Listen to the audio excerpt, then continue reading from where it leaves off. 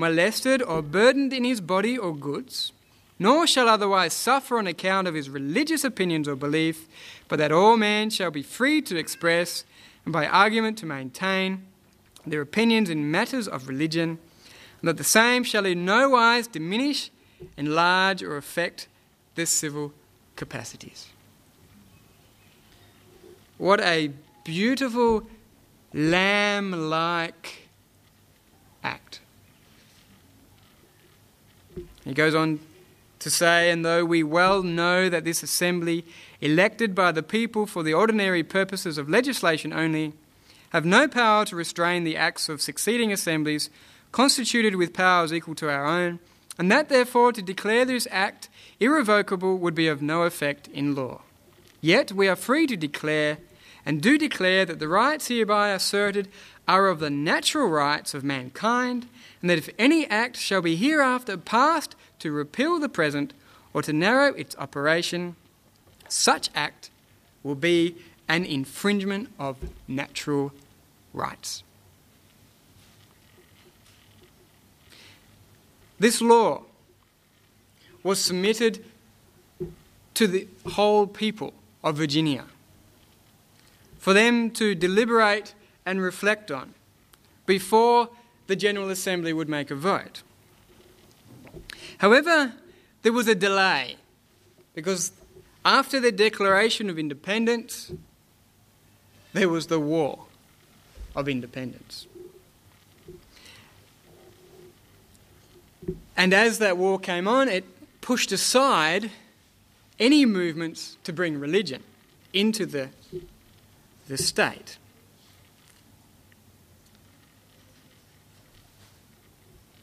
As soon as that war finished, again, it came back to try and get the state to pay for the teachers of the Christian religion.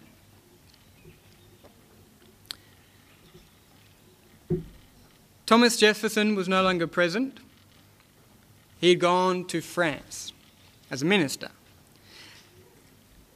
But James Madison took up the cause of religious right as a very personal cause. As this bill establishing the provision for the teaching of the Christian religion was again brought up to the government, he stated this: "The assessment bill exceeds the functions of civil authority. The question has been stated as though it were, is religion necessary? The true question is, are establishments necessary to religion? And the answer is, they corrupt religion. The difficulty of providing for the support of religion is a result of the war, to be remedied by voluntary association for religious purposes. In the event of a statute for the support of the Christian religion, are the courts of law to decide what is Christianity? And as a consequence, to decide what is orthodoxy and what is heresy? The enforced support of the Christian religion dishonours Christianity."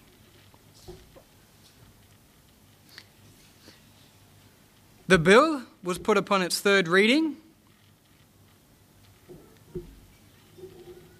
and its opponents succeeded in checking it only by a motion to postpone the subject until the next General Assembly. Meanwhile, to print the bill and distribute it among the people, that their will in the matter might be signified to the next General Assembly, which then could act accordingly. Thus, the people of Virginia had before them two opposing bills.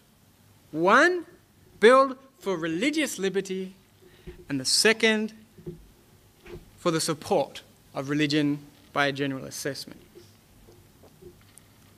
Quoting here, "All the state from the sea to the mountains and beyond them was alive with the discussion."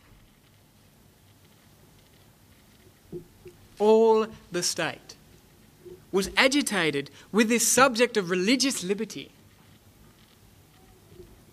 Madison, in a remonstrance addressed to the legislator, embodied all that could be said against the compulsory maintenance of Christianity, and in behalf of religious freedom as a natural right, the glory of Christianity itself, the surest method of supporting religion, and the only way to produce harmony among its several sects. Here, in this remonstrance, we find another beautiful declaration of human rights. It says,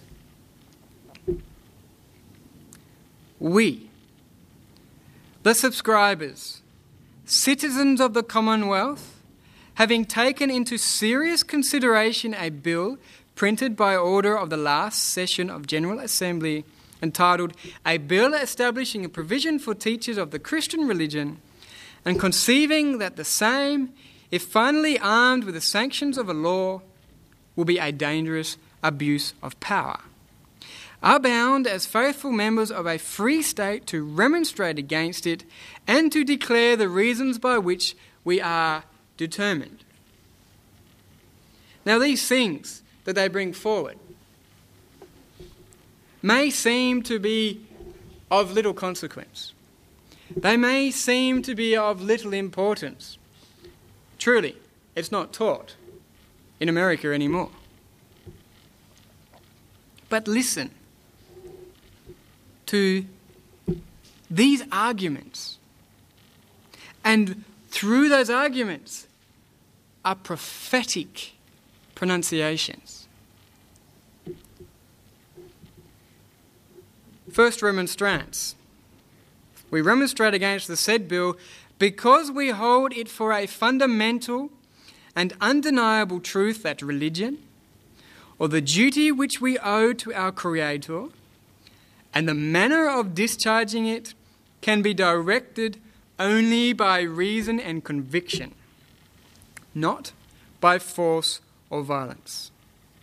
The religion then of every man must be left to the conviction and conscience of every man, and it is the right of every man to exercise it as these may dictate. This right is in its nature an unalienable right. It is unalienable because the opinions of man, depending only on the evidence contemplated in their own minds, cannot follow the dictates of other men. It is unalienable also because what is here a right towards man is a duty towards the Creator. It is the duty of every man to render to the Creator such homage, and such only, as he believes to be acceptable to him. This duty is precedent, both in order of time and in degree of obligation, to the claims of civil society.